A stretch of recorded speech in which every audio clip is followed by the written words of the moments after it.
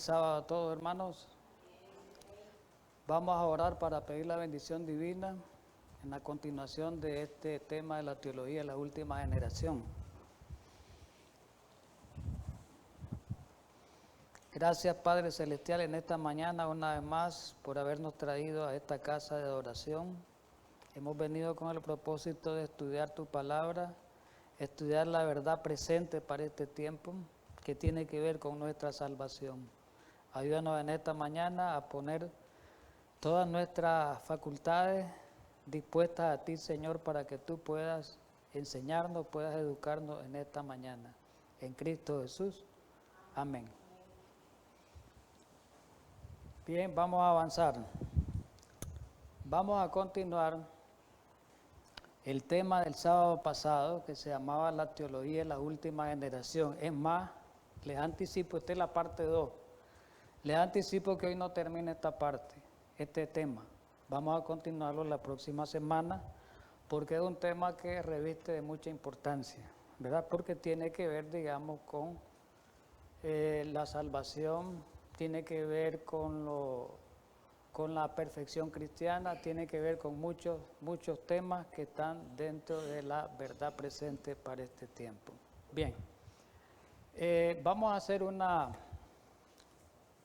como un repaso rapidito, unos 4 minutos tal vez, para que podamos nosotros encauzarnos, para que podamos poder llevar una secuencia lógica, ¿verdad?, del tema, para que poder enlazarnos lo de la semana pasada con lo de esta semana.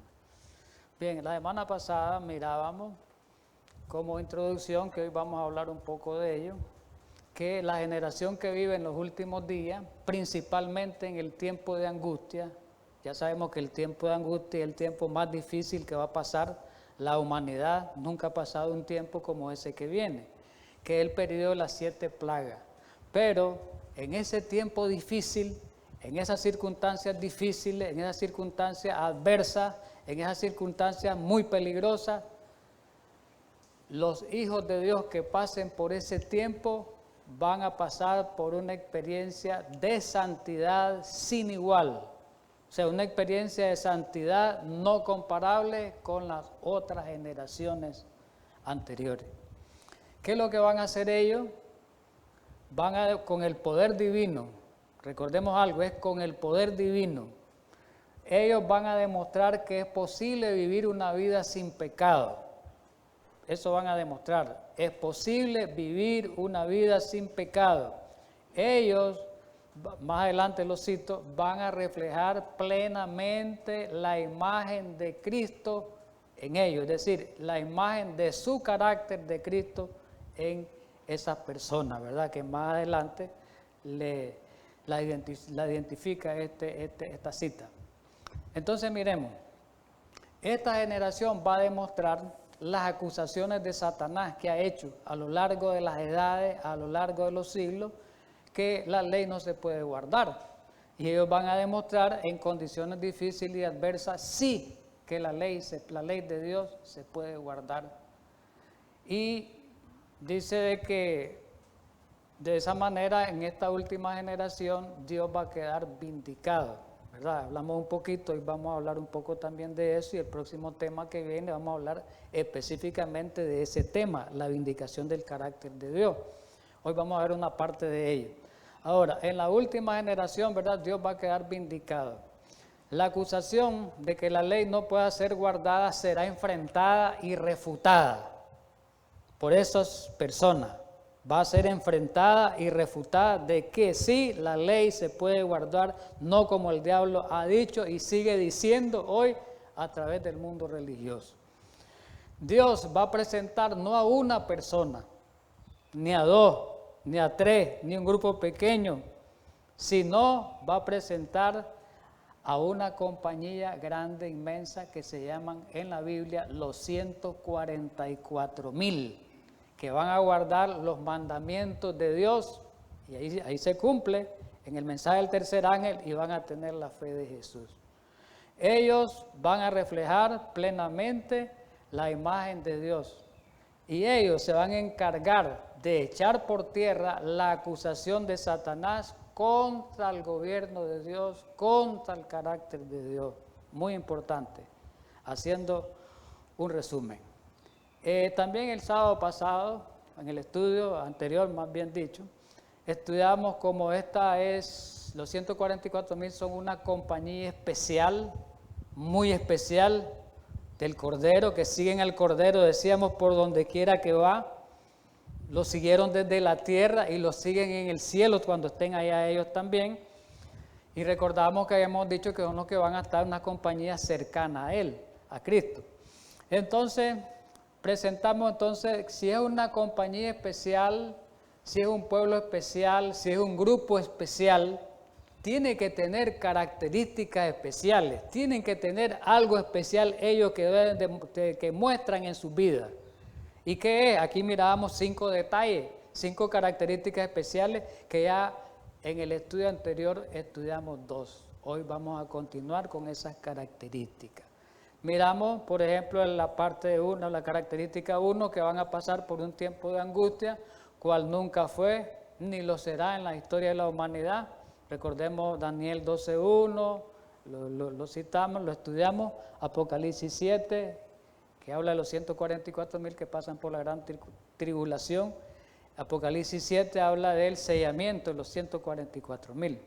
Y después el 2, la parte 2, que fue que ellos, los 144,000, van a vivir sin intercesor, porque ahí se termina la intercesión, se termina el juicio.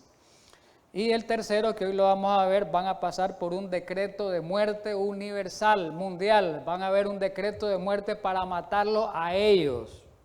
Un decreto universal, la Biblia lo describe en Apocalipsis 3, hoy lo vamos a ver. Un decreto de muerte universal, mundial, para acabar con los 144,000.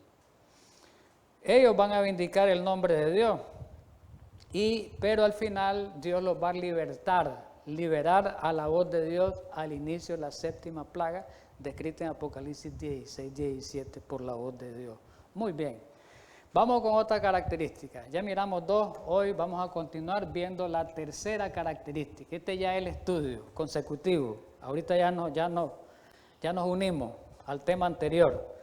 Vamos a la tercera característica. Dice que esta compañía especial que se llama 144,000, pueblo especial, hermano, es el remanente que dice la Biblia, el remanente del remanente que dice la Biblia.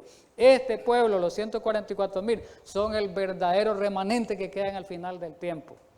Por lo general nosotros decimos, la iglesia adventista, nosotros el pueblo de remanente. Es verdad que somos el remanente de las otras iglesias que quedaron, pero el remanente verdadero, el remanente fiel van a ser ellos.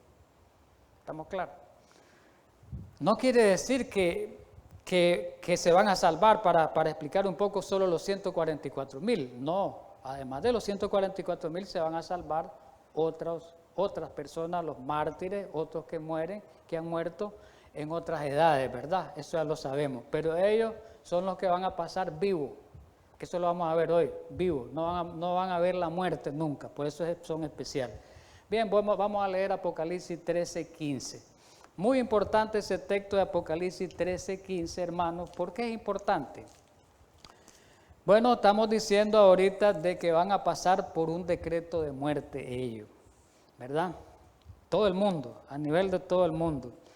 Y en Apocalipsis 13, que ya hemos estudiado este tema, este capítulo lo hemos estudiado muchas veces.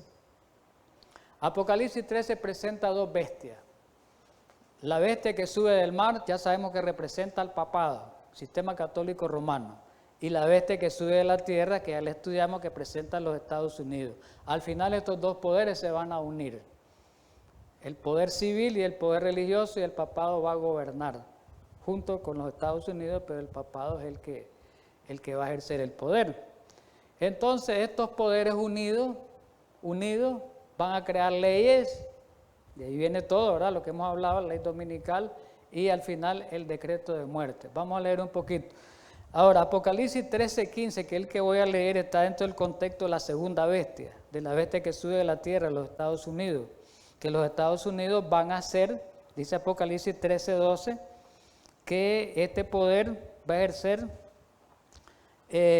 la autoridad de la primera bestia. En presencia de ella hace que la tierra y los moradores de la tierra adoren a la primera bestia. ¿Ve que van a estar unidos? Dice que hace grandes señales. El versículo 13, el 14 dice que engaña a los moradores de la tierra con las señales que hacen. Y el versículo 15, el 16 habla de la marca de la bestia, pero el 15 es el que voy a leer. Y dice el 15, y se le permitió infundir aliento a la imagen de la bestia.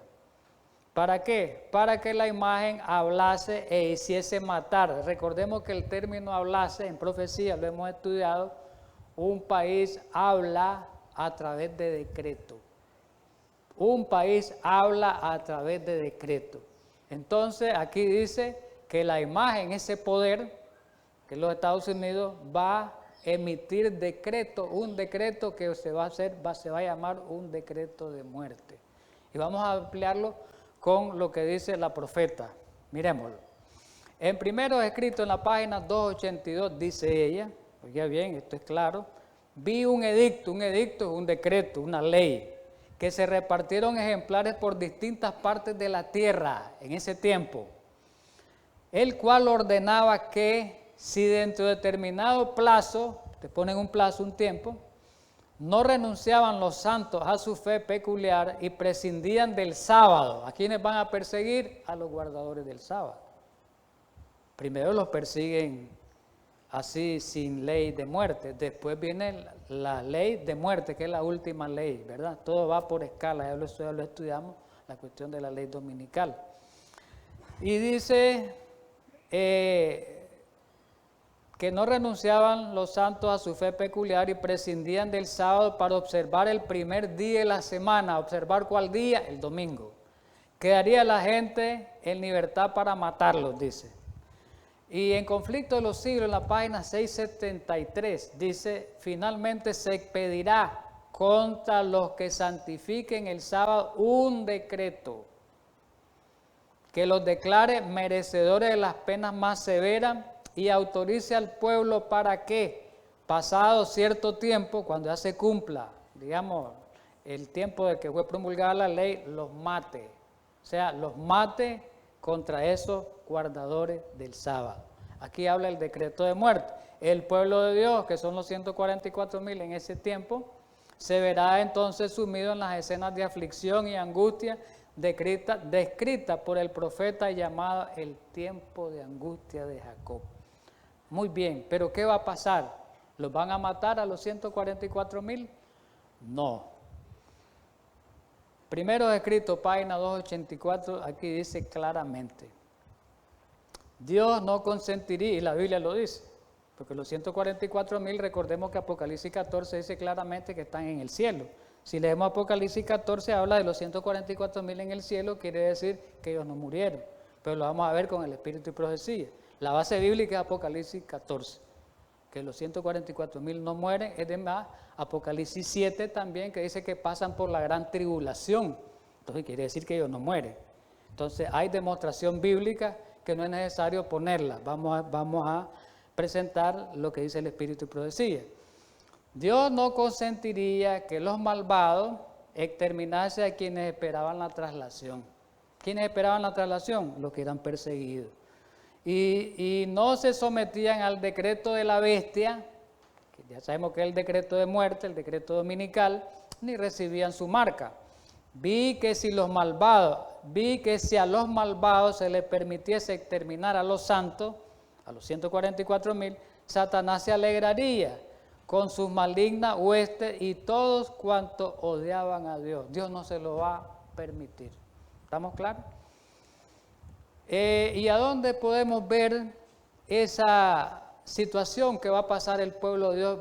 ¿Dónde está mejor presentada en la Biblia y mejor reflejada en la Biblia? En el Salmo 91. Es más, lo vamos a leer un poquito. El Salmo 91 fue escrito, es verdad, que para todo tiempo, pero principalmente para la generación que viva en el último tiempo. Vamos a leer un escrito. Aquí está el escrito. Comentario bíblico, tomo 3, 853, Salmo 91. El Salmo 91 contiene un mensaje de consuelo para todo el tiempo, para hoy, un mensaje de consuelo para los que estamos en tribulación y preocupaciones, para hoy. ¿Nos sirve el Salmo 91? Claro que sí, pero va a ser más para los que pasen por ese tiempo. Vamos a seguir leyendo. El Salmo 91, repito, contiene un mensaje de consuelo para todos los que pasan por momentos de angustia hoy y han pasado antes. Especialmente para el pueblo de Dios que observa, el verdadero pueblo de Dios, los mandamientos divinos. Óigase bien. Y al final, está subrayado, para los que experimentarán futuro, para los que experimentarán el tiempo de angustia, que todavía no estamos en él.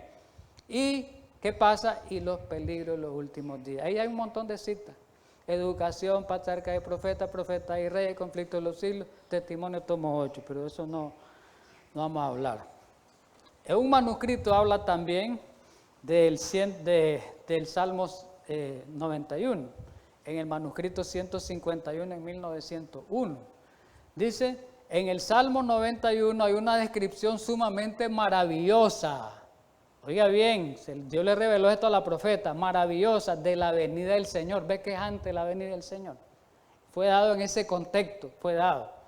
Para poner fin a la impiedad y a los impíos, y para dar la seguridad de su amor y cuidado protector a los que lo han elegido como su Redentor. Los va a proteger, prácticamente, esa es la promesa está en el Salmo 91. Para nosotros hoy y para ese pueblo, para esa compañía en ese tiempo. En el tiempo cuando caigan los castigos, ¿cuándo es ese tiempo? Cuando caigan las 7 plagas, que es el gran tiempo de angustia. En el tiempo cuando caigan los castigos de Dios sin misericordia, 7 plagas, gran tiempo de angustia. Y aquí está una admiración. Oh, cuántos envidiarán los impíos la condición de los que habitan al abrigo del Altísimo, que lo dice el Salmo 91. El pabellón en el cual oculta el Señor a todos los que lo han amado. Es una protección ese salmo. Y han obedecido sus mandamientos. Para los que sufren a consecuencia de sus pecados, los impíos, ciertamente será envidiable en ese tiempo, que está cayendo las plagas sobre ellos, y ellos están mirando que no está cayendo sobre los 144,000, solo sobre ellos. Dice, para los que sufren a consecuencia de sus pecados, ciertamente será envidiable la suerte de los justos en ese tiempo, en un tiempo tal, o sea, en el tiempo de angustia. Pero después que termine el tiempo de gracia, la puerta de la misericordia se cerrará para los impíos cuando caigan las plagas. No se ofrecerán más oraciones a su favor. Dios ya no va a oír, cerró el cielo Dios. Pero ese tiempo no ha llegado todavía. ¿Estamos claros? Vamos al Salmo 91, a la Biblia, lo que dice. Miren qué lindo el Salmo 91, principalmente para ese tiempo. En ese tiempo que viene, que estamos hablando del gran tiempo de angustia, estamos hablando después del decreto de muerte. El que abriga, dice el versículo 1, no lo voy a leer tan literal todo por el tiempo, mis queridos hermanos, pero ustedes lo buscan, son la parte más importante de este salmo. Dice el primero, el que habita al abrigo del Altísimo, en ese tiempo, morará bajo la sombra del Omnipotente. ¿Qué está diciéndome el versículo 1? Si yo estoy con Dios y Dios está conmigo, Él me va a proteger, Él nos va a proteger, aunque alrededor, más adelante sale, estén cayendo las peores desgracias y las peores plagas y las peores pestes. Vamos a seguir leyendo. Diré yo, voy a leerlo esta parte, esperanza mía y castillo mío, Dios, mi Dios en quien confiaré, Él te librará del lazo del cazador, de la peste destructora, que es la que está cayendo en ese tiempo. Él nos va a librar, nos va a cubrir con su pluma y vamos a estar seguros, va a ser un escudo para nosotros, dice el versículo 4. No vamos a tener miedo, dice el 5, a la noche, al terror nocturno, a la oscuridad, al peligro. Y ninguna pestilencia que va a caer, ni la úlcera maligna que va a caer en ese tiempo, no nos va a afectar. Ni la mortandad nos va a destruir. Sigue el Salmo. Van a morir a nuestro lado, dice, 1,000, 10,000, pero a ti no va a llegar. Clase, cuidado protector, clase promesa, hermano. Ciertamente con tus ojos mirarás y verás la recompensa de los impíos. Vamos a ver que están muriendo, que están cayendo y que nadie A nadie le pueden pedir a ellos más porque ya la misericordia se terminó. Dice que Jehová el 9 es nuestra esperanza. Dice que el 10 no va a sobrevenir ningún mal, ninguna plaga va a caernos en nuestro lugar, en nuestra casa. Va a mandar a los ángeles. Es en ese tiempo que los ángeles nos van a proteger grandemente en forma humana. Los ángeles en esos peligros de persecución. Si no fuera por la ayuda de los ángeles, el diablo nos destruye con tanta tecnología que hay en el mundo, con satélites. No, Dios nos va a proteger con sus ángeles. Porque si no estuvieran los ángeles, fácilmente nos detectan. Que vamos al campo, en el campo te detectan. Pero tenemos que irnos ahí porque Dios dice, ahí esténse, porque ahí los voy a proteger yo. No en la ciudad. Ahí donde los voy a proteger yo. Esa es la razón, porque no es porque el campo va a ser protección, sino porque Dios va a estar ahí con nosotros. Esa es la razón. Dice, vamos a la liberación, que es el final, 91, en el 14 dice, aquí está la clave.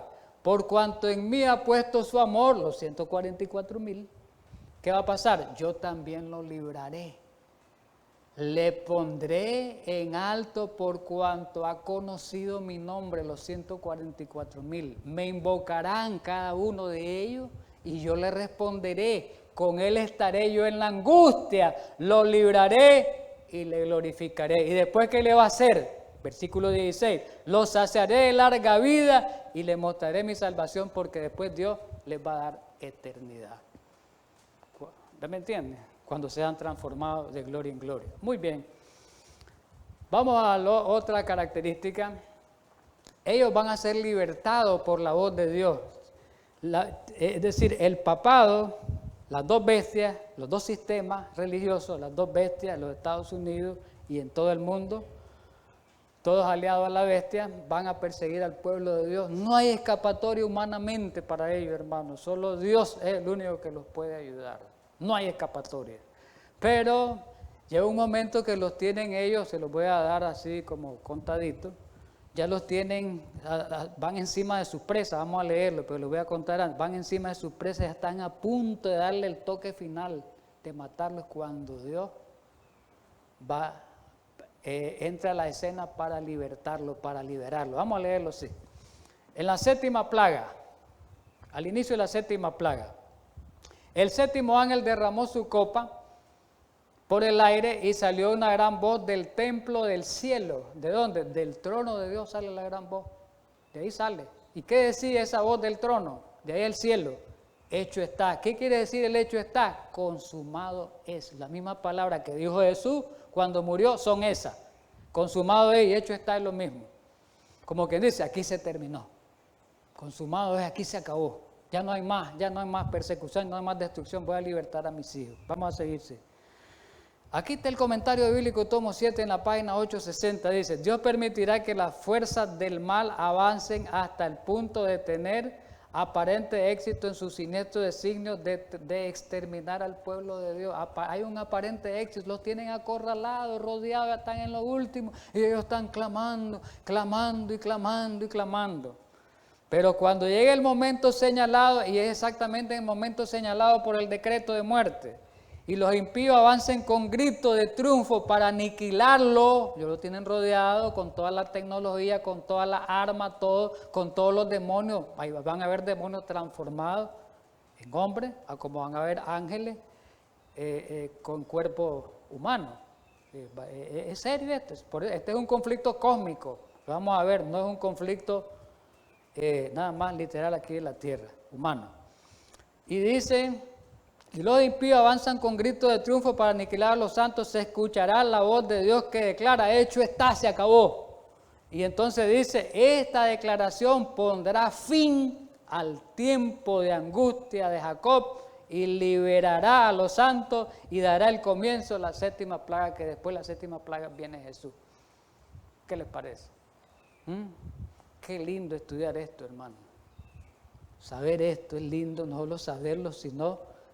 tenerlo en la mente qué es lo que va a venir y tener en la mente que si llegamos a formar parte de ese pueblo, pues vamos a pasar por toda esta situación, pero tenemos la gran promesa que con la ayuda de Dios podemos pasar los que van a pasar por esa etapa. Primero Decreto, página 37, siguiendo hablando de lo mismo. Se promulgó un decreto para matar a los santos, lo cual los hizo clamar día y noche por su liberación. Este fue el tiempo de angustia de Jacob. Entonces todos los santos clamaron en angustia de ánimo y fueron libertados por la voz de Dios. ¿Quiénes? Los 144,000 triunfaron, ¿verdad? Y después viene el conflicto de los siglos 693, 694, para darle más amplitud, para dar una descripción un poquito más amplia. Aquí está el pueblo, más detalle, el pueblo de Dios, algunos en la celda. Recuerden que hay presos en la celda del pueblo de Dios, esos salen. Cuando se da el gran terremoto y parte las cárceles, dice el Espíritu de Profecía, la parte, ahí salen los que están presos por el mensaje, los que están presos por el mensaje. El pueblo de Dios, algunos en las cárceles, en la celda de la cárcel, otros escondidos en los bosques, en las montañas, pues otros, unos en las cárceles y otros en las montañas. A ellos los va a libertar Dios de la cárcel y de las montañas, de los montes. Y están siendo perseguidos por compañía de hombres armados, instigados por legiones de ángeles malos. Ahí van a estar los demonios, instigados en forma humana, como cuando tuvieron la muerte de Jesús. Recuerden que ahí tuvieron demonios. Cuando Jesús lo sacrificaron en el Calvario, y tuvieron demonios, en el Getsemaní, demonios, legiones de demonios tuvieron ahí. Igualmente va a ser en este tiempo. Es cuando él dice, entonces en la hora de supremo apuro, es cuando el Dios de Israel intervendrá. ¿Para qué? Para librar a sus escogidos. Esa medianoche, y es literal eso. Cuando Dios manifiesta su poder para librar a su pueblo, y a la medianoche, dice el conflicto de los siglos, sale el sol con todo su esplendor. Y ellos quedan desesperados, y los del pueblo de Dios se alegran porque ya saben que esa es una señal de que Cristo está con ellos. Es a medianoche cuando manifiesta su poder para libertarlo, ¿verdad? Sale el sol en todo su esplendor a medianoche, suceden señales y prodigios con rapidez. Los malos miran la escena con terror y asombro, asustados, mientras los justos, los 144,000, como contemplan, con gozo la señal. Ya saben que esa es la señal de liberación. Y ahí se oye la voz del cielo, ellos la oyen, ¿verdad? Muy bien, vamos a la última parte. Que esta última parte, última característica, que es la que lleva más estudio, y vamos a continuar esta última parte en el tema que sigue. En el tema que sigue, en la tercera parte, ¿verdad? La secuencia, vamos a continuarla porque hoy vamos a dar nada más el inicio, es decir, creando las condiciones para entrar a detallar más lo que significa la vindicación del carácter de Dios por medio o a través de la última generación. Bueno, para poder estudiar esta parte tenemos que irnos a plantearnos algunas preguntas, dos preguntas principalmente. ¿Dónde se originaron los problemas del pecado y la gran controversia? Es la primera pregunta, porque de ahí tenemos que arrancar. De ahí es donde tenemos que arrancar para estudiar esta última parte de este tema tan importante. Otra pregunta. Comenzó en la tierra, en el Edén, con la caída de Adán y Eva, digamos, el problema del pecado y la gran controversia. Muchos creen que ahí comenzó. Pero ¿cuál sería la respuesta? La respuesta es no.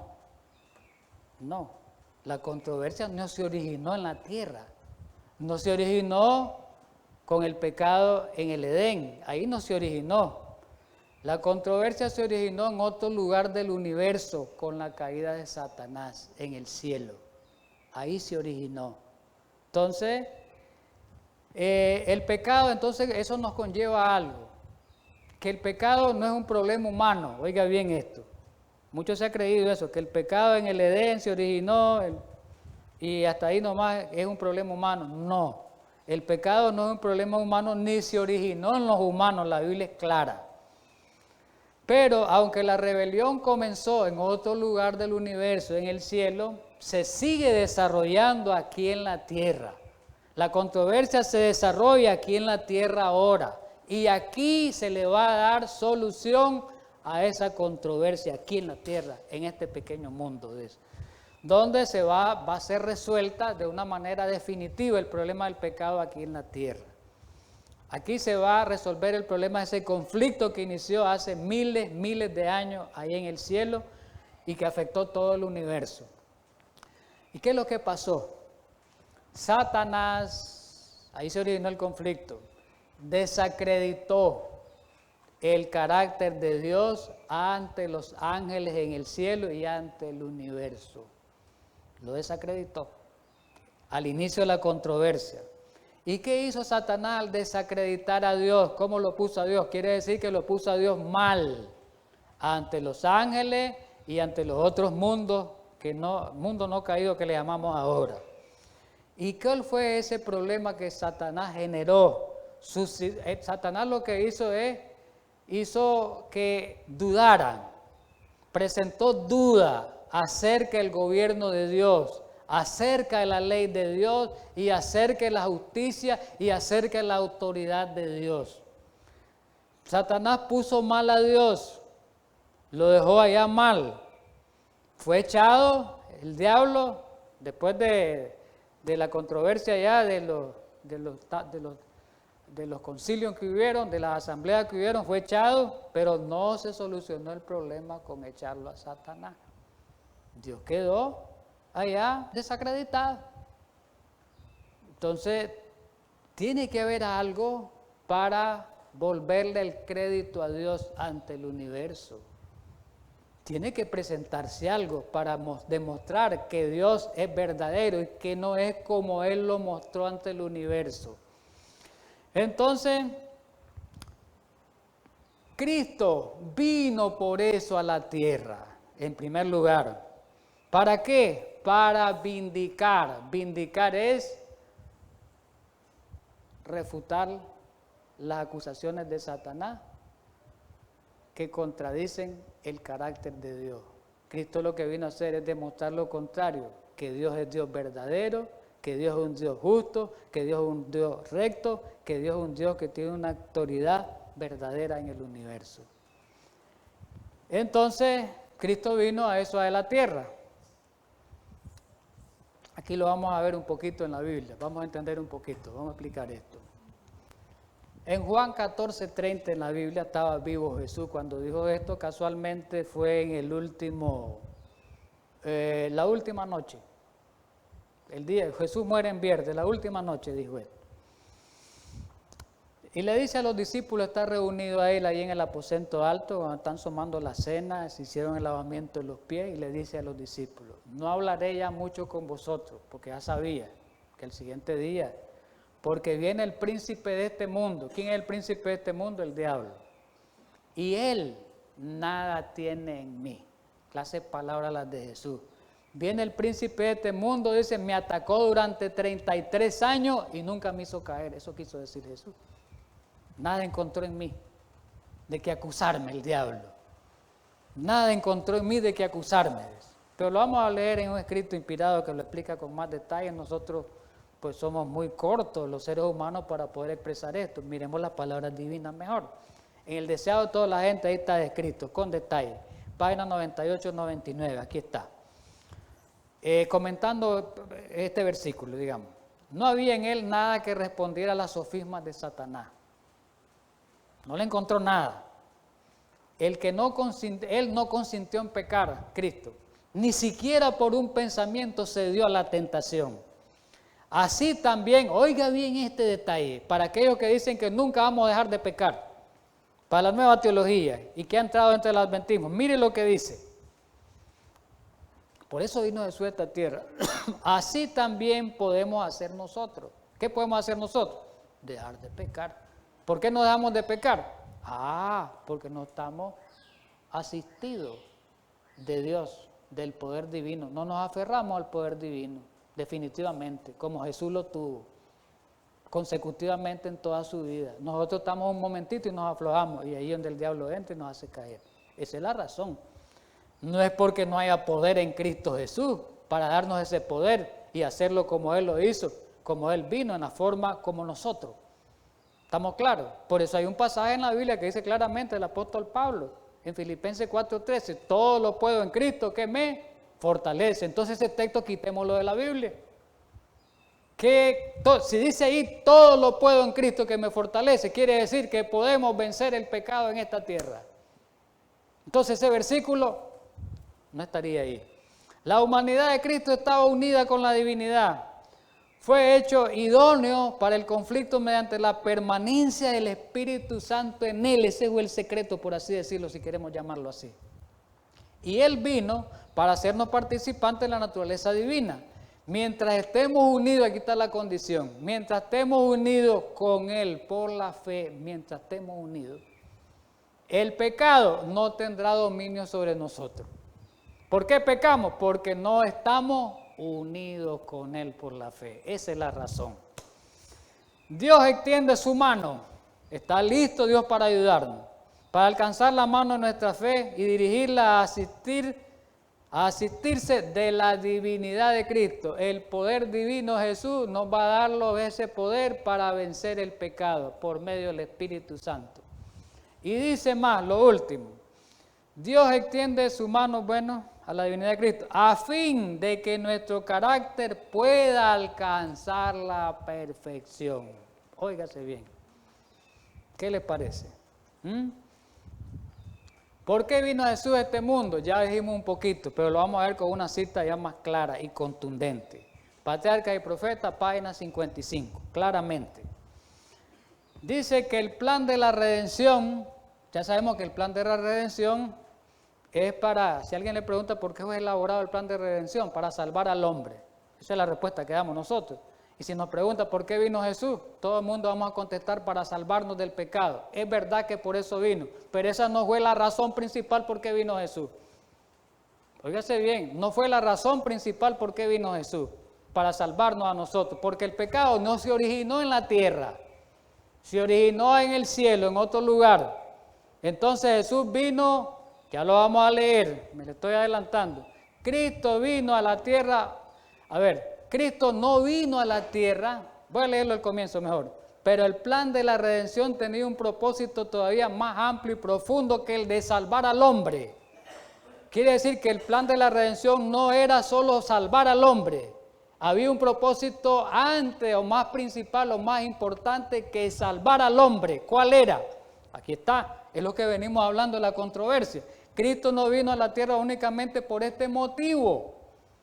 No vino meramente para que los habitantes de este pequeño mundo acataran la ley de Dios como debe ser acatada, sino que vino para vindicar el carácter de Dios ante el universo que el diablo lo había desacreditado. Porque recordemos que ya los ángeles ni los mundos no caídos no pudieron ellos entender esa controversia, cómo los engañó el diablo con esa sofisma. Ellos no pudieron entender, ellos creyeron en parte que tal vez el diablo tenía cierta razón. Él cobijó la controversia, la rebelión, él la cobijó, él la tapó de una manera sutil, de manera que no entendieran ellos.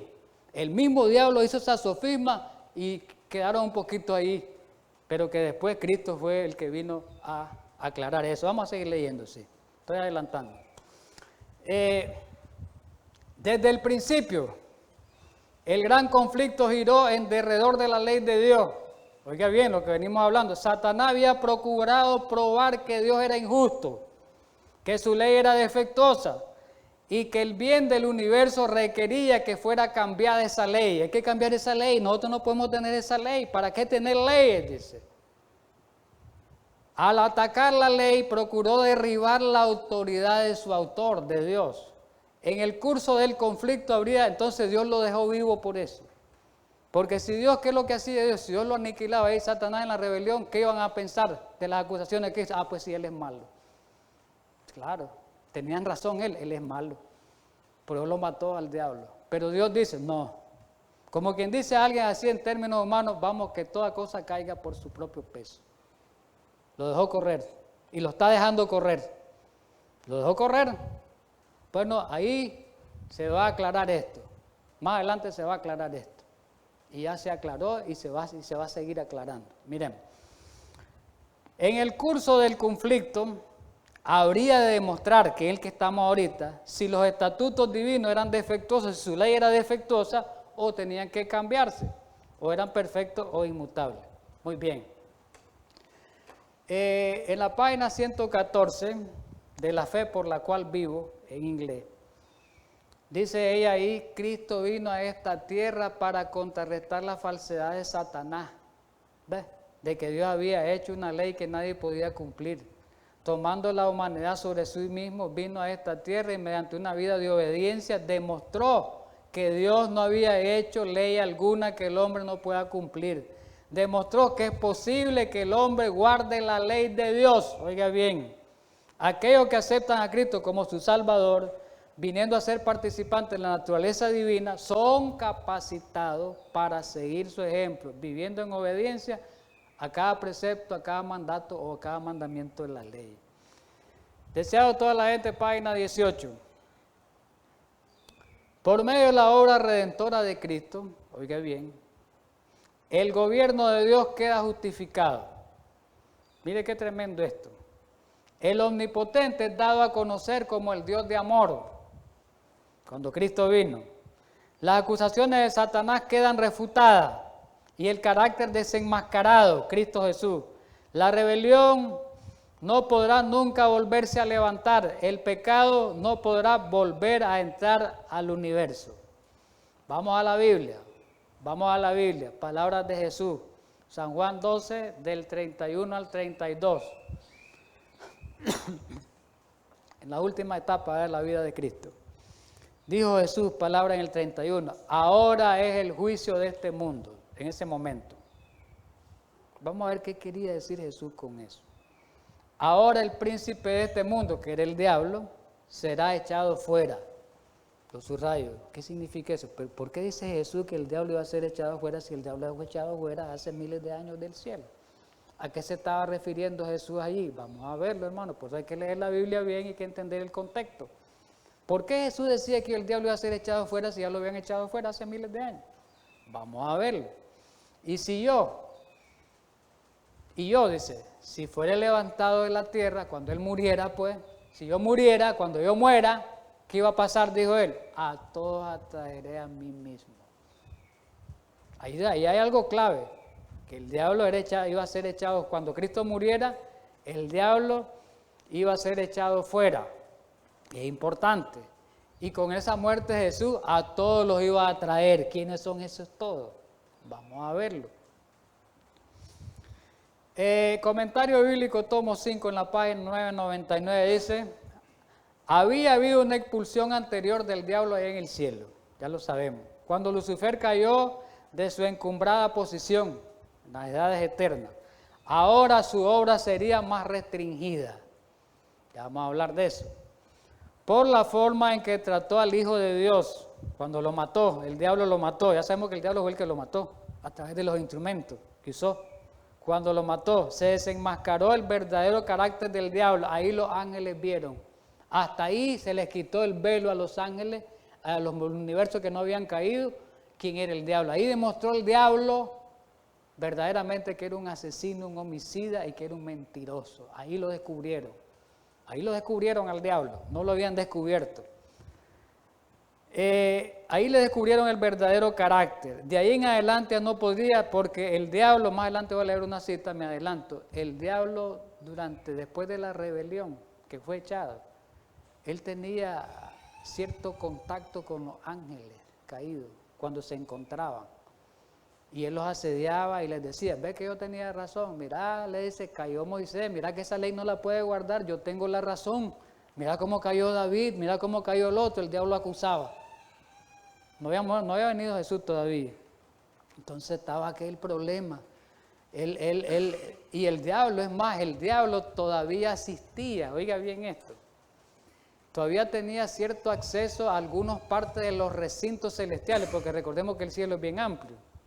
Grandísimo, es inmenso. Del lugar santísimo no podía llegar el diablo, pero llegaba a cierta parte del cielo todavía.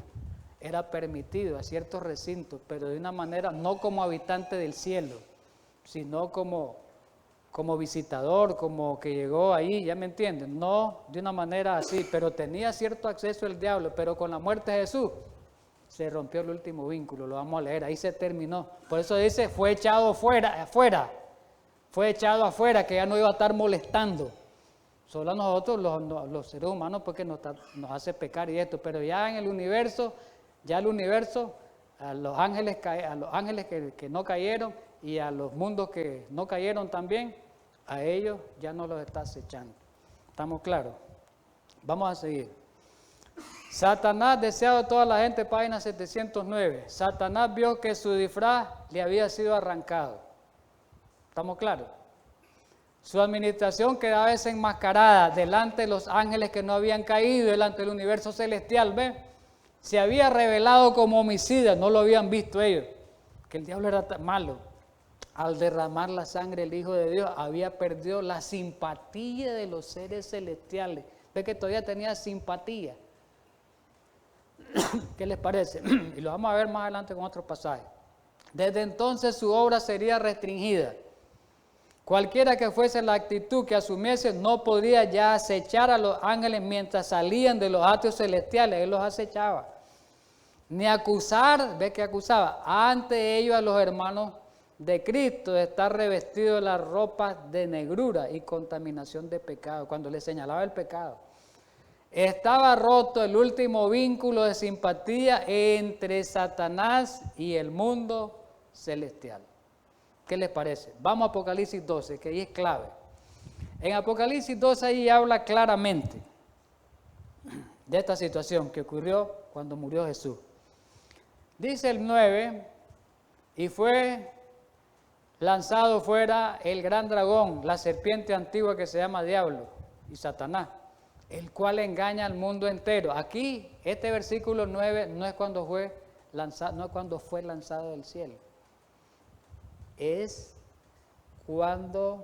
como cuando Jesús dijo que iba a ser echado fuera. Con la muerte de Jesús, ya el Satanás verdaderamente fue echado fuera del universo, ya de la credibilidad o de la simpatía que tenía el universo, fuera de algún recinto celestial, ya no tenía vínculo, ya no tenía acceso a eso. Entonces dice, fue arrojado a la tierra y sus ángeles fueron arrojados con él. Entonces una gran voz en el cielo que decía, ahora ha venido, cuando Cristo muere, la salvación, el poder y el reino de nuestro Dios y la autoridad de su Cristo, porque ha sido lanzado fuera el acusador de nuestros hermanos. ¿Ves? En ese sentido, esa es la forma que fue lanzado. Y Colosenses 1:20, recordemos que decía que Cristo con su muerte iba a traerlos a todos. Iba a redimirnos a todos. ¿Cuáles son esos todos? ¿Solo a la humanidad? No. Jesús vino para redimir también a los ángeles y a los mundos no caídos que todavía no tenían muy claro el problema de la rebelión. Aquí lo dice en Colosenses 1:20. Y por medio de él, de Cristo, reconciliar consigo todas las cosas. Todas las cosas las vino a reconciliar. ¿Cuáles son esas cosas? Las que están en la tierra, los seres humanos, como las que están en los cielos, allá en el universo, los mundos no caídos, los ángeles. Él los vino a redimir también, haciendo la paz mediante la sangre de la cruz. Muy bien, ya vamos a ir terminando esta parte para entrar en la próxima, a la tercera parte. Entonces, recordemos algo, que el conflicto es cósmico, todavía estamos en el conflicto nosotros, pero que Cristo Jesús vino verdaderamente a vindicar el carácter de Cristo, lo vindicó Cristo Jesús. Pero, voy a plantear dos preguntas, para que estas preguntas en el próximo estudio van a ser contestadas, ¿verdad? Así que quedan estas preguntas, van a ser contestadas en el próximo estudio que venga. Miremos algo. La primera es la vida y la muerte de Jesús, su vida, sus 33 años y murió toda su vida. ¿Habrán resuelto todas las preguntas que el universo necesitaba aclarar acerca del carácter de Dios? Primera pregunta, porque si Cristo vino a vindicarlo, ya se acabó todo, se terminó todo, está vindicado, todo está listo. Miremos bien. Segunda pregunta, ¿resolvió Cristo todas las acusaciones de Satanás, especialmente en el Calvario? Si ya Jesús lo hizo todo, pero recordemos que estamos estudiando eso, la vindicación del carácter, ¿verdad?, de Dios, que la hizo Jesús, pero hemos venido diciendo que los 144,000 van a también a vindicar el carácter de Cristo, y ese es el próximo estudio, así que los invito en esta mañana para que miremos ya la parte central. Todos estos dos temas fueron para llegar a este tercer tema. Prácticamente el tercer tema es el centro de los estudios, el próximo tema. Teníamos que irnos a estos dos temas, arrastrar estos dos estudios para poder entender el tercer tema, porque si lo hacíamos de un solo así, era muy difícil entenderlo. Así que vamos a orar para pedir la bendición divina y gracias démosle al Señor por haber estudiado su santa palabra. Vamos a orar. Gracias, Padre del cielo, Dios de misericordia, en esta mañana, por habernos ayudado a estudiar este mensaje precioso, que tiene que ver mucho con la vindicación del carácter tuyo, Señor, ante el universo celestial, de parte de Cristo y de parte de esta última generación, que es el próximo tema que vamos a estudiar. Ayúdanos a haber entendido estos dos temas de inicio, para que pidiéndote la sabiduría, para que podamos entender este tercer tema que es muy, muy importante y que ha sido muy atacado por los círculos religiosos, pero principalmente por la nueva teología adventista dentro de nuestra iglesia. Ayúdanos pues a tratar de entenderlo con la ayuda tuya y quédate con nosotros en este sábado precioso y ayúdanos para que tengamos esa reverencia y para honrarte y darte gloria en este día. En Cristo Jesús. Amén.